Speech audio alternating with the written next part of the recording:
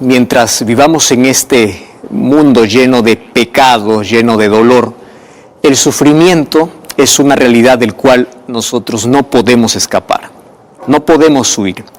Algunos intentan aliviar el sufrimiento de la manera equivocada, anestesiándose con droga, con alcohol para aliviarse sus problemas.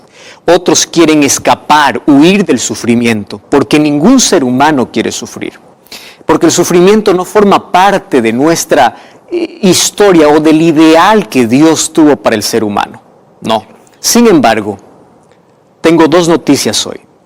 La noticia mala es que mientras estemos aquí en este planeta que está contaminado por el pecado, el sufrimiento va a tocar en algún momento nuestra vida. Tragedias, desastres, problemas, cáncer, dolor. El sufrimiento es inevitable. Sin embargo, ¿cómo nosotros encaramos el sufrimiento? Hay dos maneras de hacerlo: con fe y sin fe. Sin fe tú enloqueces, te desconsuelas, no hay esperanza. Con fe el sufrimiento también llega a la vida, pero en lugar de enloquecer, uno empieza a correr a un refugio que es Dios. Entonces, la buena noticia de todo esto es que el sufrimiento está llegando a su final. Y mientras veamos más catástrofes seguidas, más tragedias seguidas, más dolor, mientras veamos también más inmoralidad, más violencia y al mismo tiempo más indiferencia de parte de la humanidad, eso es una señal de que mientras más se agrava el sufrimiento es porque está llegando ya más a su final. Y ese final Cristo lo pondrá cuando Él venga para colocar punto final, no solamente al sufrimiento, porque el sufrimiento es el resultado de. Cristo vendrá para poder poner punto final al pecado, porque eso es el causante del sufrimiento, del dolor, y detrás del pecado hay un autor que es Satanás. La destrucción de Satanás, del pecado, acabará con la muerte, sufrimiento, tragedias, catástrofes y todo lo que hoy existe. Sin embargo, hoy queremos colocar tres respuestas cada vez que nosotros enfrentamos el sufrimiento. Para comenzar, no existe una respuesta convincente cuando nosotros queremos responder por qué sufrimos. El sufrimiento es algo extraño, no estuvo en el plan de Dios. Y a veces Dios puede evitar el sufrimiento, a veces Dios permite el sufrimiento. Eso lo dejamos en la soberanía divina. Algún día entenderemos el por qué sufrimos las cosas que aquí no nos explicamos.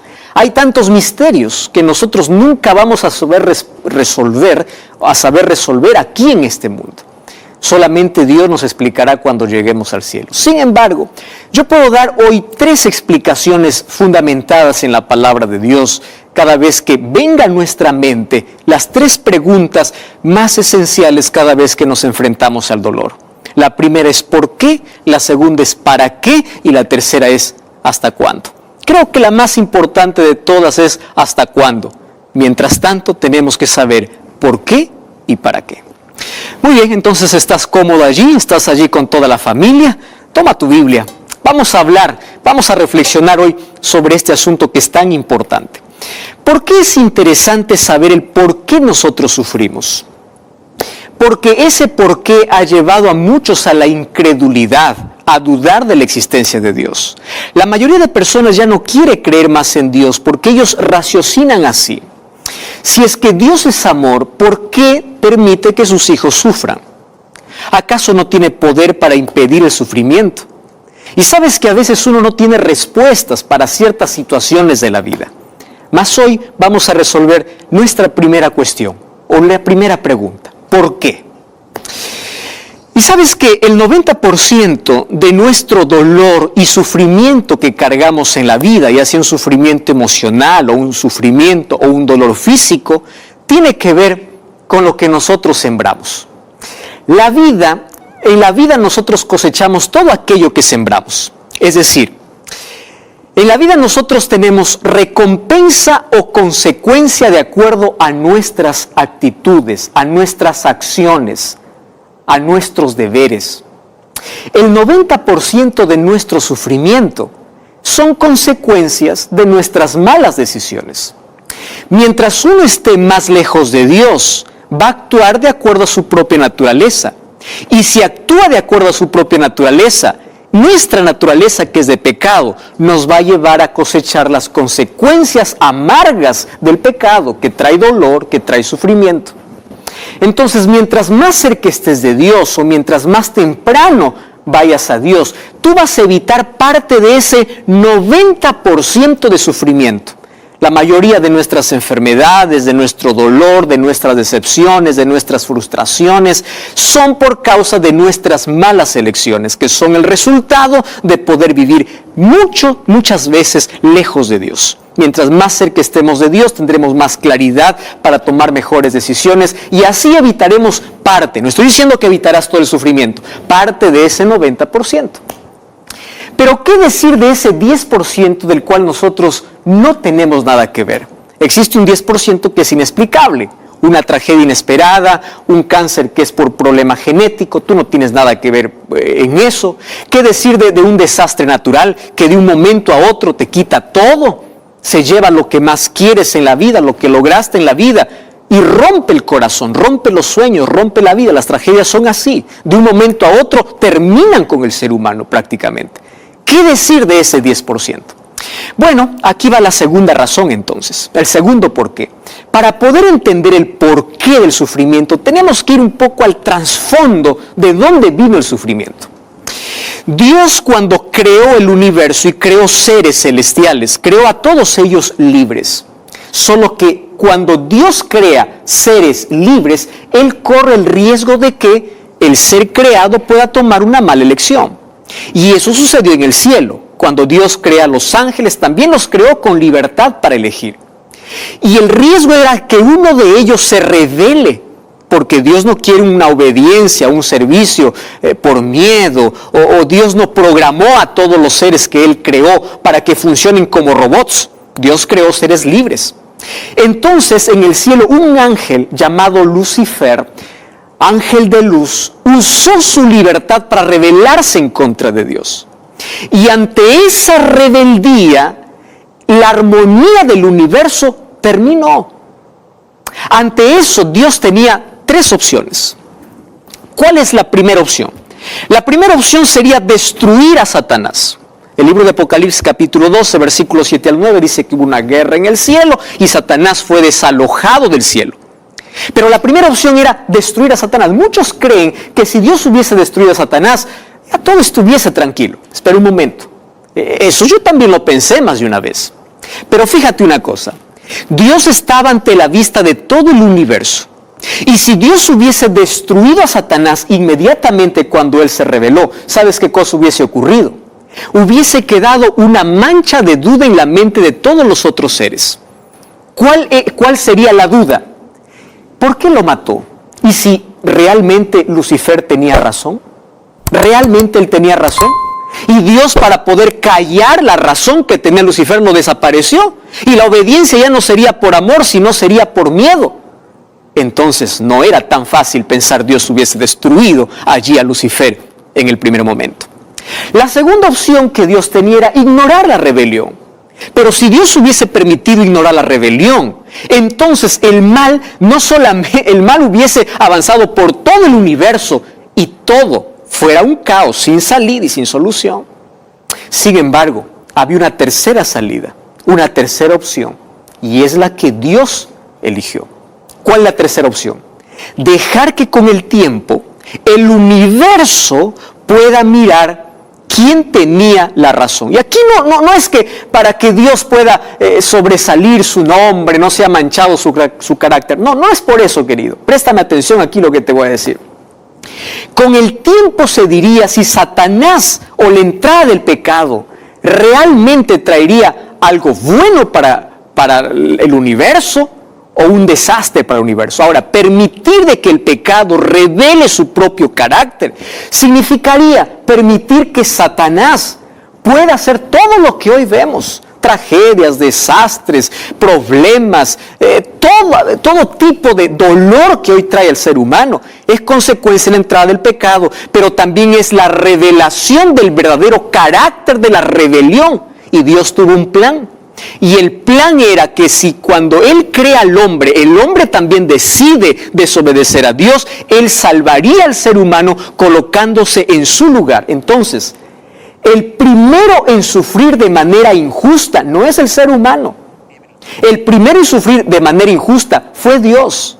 Porque Dios tomó el lugar del ser humano. Él sufrió la injusticia que el ser humano debía sufrir. Cargó la cruz que el ser humano debía cargar. La primera injusticia fue colocada sobre Dios, sobre Cristo, por nuestra rebelión. Muy bien. Entonces ya entendemos la segunda y la tercera razón del por qué. Sin embargo, todavía existe una cuarta. ¿Y sabes cuál es la cuarta? Es que tú y yo tenemos un enemigo. Y ese enemigo ya sabemos que es Satanás. Y él intenta desfigurar el rostro de Dios. ¿Cómo desfigura el rostro de Dios?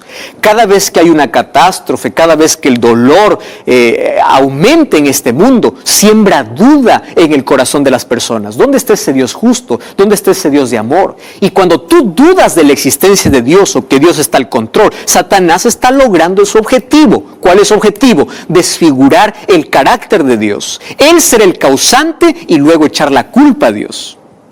Hace algún tiempo una persona me dice, pastor, ¿no le parece que Dios es injusto al permitir todo esto? Y yo le respondí así, ¿no te parece que es injusto culpar a Dios por todo lo que acontece? Ahora, existe todavía una quinta razón del por qué. Y la quinta razón del por qué Dios permite el dolor, es por lo siguiente. Si Dios solamente protegiera a aquellos que son sus hijos, porque Él puede hacerlo, ¿verdad? Él puede decir, aquellos que me alaban, aquellos que me adoran, aquellos que me sirven, pueden estar protegidos del dolor. Si Dios hiciera eso, entonces Satanás lo acusara de que Dios es injusto, porque solo protege a los que son de Cristo. Entonces Jesús nunca prometió que mientras estemos en este mundo no pasaremos por dolor. El dolor, yo sé que tú tienes un dolor que estás cargando en la vida. Y si es que todavía no has enfrentado eso, prepárate. Va a llegar, el sufrimiento es inevitable. Sin embargo, como dije al principio, hay dos maneras de poder enfrentar. Con esperanza y sin esperanza. Sin embargo, tenemos que responder lo segundo, y es el para qué Dios permite el dolor. Si bien es cierto, Dios no es el causante de todo, pero Él permite. La primera razón es porque a través del sufrimiento, a través de las dificultades, nosotros podemos ver la gloria de Dios. ¿Sabes cuándo ocurre un milagro? Un milagro viene cuando hay un problema. Si no hay un problema, entonces obviamente que no hay milagro. Tú vas a ver los milagros que Dios hizo con Daniel en el foso de los leones, con los 3 muchachos que decidieron ser fieles allá en Babilonia. Dios hizo un milagro, pero después del sufrimiento, hubo dolor, hubo sufrimiento. Daniel fue lanzado al foso de leones y de allí Dios lo libró. Dios nos muestra su gloria. Número 2, el sufrimiento prueba quiénes somos, prueba nuestro carácter, prueba nuestra fidelidad. ¿Sabes que nosotros sabemos de quiénes somos y a quién servimos en el momento que sufrimos? Fíjate que Job y su esposa pasaron por el mismo sufrimiento. Perdieron sus hijos, perdieron su riqueza, perdieron todo. Pero Job adoró a Dios y la esposa de Job dijo, maldice a Dios. Mira, el dolor revela quiénes realmente somos. Y Dios permite muchas veces el dolor para poder pulir nuestro carácter, para que nos enseñe a tener paciencia, a tener fe. Nuestra fe crece en las dificultades. Nuestra dependencia crece en el dolor. Conocí a alguien que me decía, pastor, gracias al dolor yo conocí a Jesús. Gracias al cáncer yo pude encontrarme con Jesús porque estaba corriendo tan rápido en la vida que no paré para pensar que me estaba perdiendo. La tercera razón por el cual Dios permite el dolor es porque es un medio por el cual Él nos alcanza. Hay muchas personas que son alcanzadas solo mediante el sufrimiento, porque es el único lenguaje que muchos entienden. Es en el dolor donde se aprende. Y la quinta lección, o la quinta razón, es porque las lecciones más grandes de la vida, lamentablemente lo aprendemos en el dolor. Infelizmente, nosotros aprendemos cayendo en el dolor.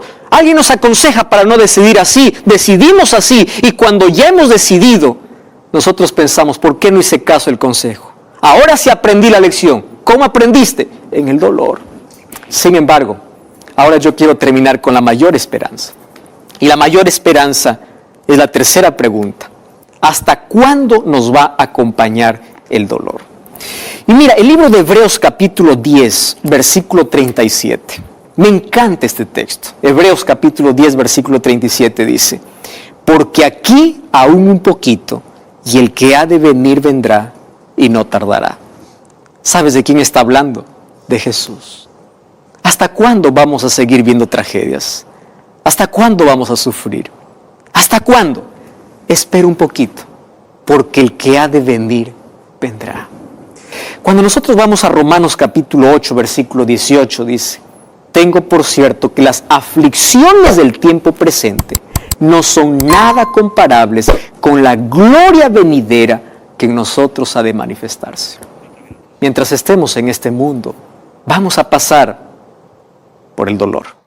Muchas veces el dolor se convierte en nuestra escuela para mejorar nuestra vida, para depender de Dios. A veces en el dolor nuestros ojos se abren para poder ver a un Dios que durante toda la vida nos estuvo llamando. Sin embargo, y quiero hablarte para ti, que estás pasando por un momento tan doloroso. Acabas de perder un ser querido. Oramos por las familias desconsoladas allá en Guatemala. Oramos por ti. Yo no conozco tu dolor, no entiendo tu dolor, pero hay alguien que sí te entiende. Hay alguien que sí sufrió la injusticia que tú estás sufriendo. Alguien que fue negado, fue traicionado, y Él te entiende el dolor de la traición. Hay alguien que fue clavado de manera injusta. Hay alguien que sufrió más que tú, más que yo, más que cualquier otro ser humano de manera injusta, y ese alguien es Jesús. Por eso Él entiende tu dolor. Y no hay una lágrima que haya caído de tus ojos sin que Él no lo entienda. Sin embargo, en medio del dolor, necesitamos confiar más en Dios. Él es nuestro consuelo, Él es nuestra esperanza. ¿Sabes que la esperanza es como una anestesia en medio del dolor? La Biblia dice, nosotros podemos estar derribados, pero no destruidos. Nosotros podemos estar allí en la presión de la vida, pero no estamos acabados, porque la esperanza que Cristo coloca en la vida es suficiente para poder seguir soñando con aquella eternidad sin dolor al lado de Cristo.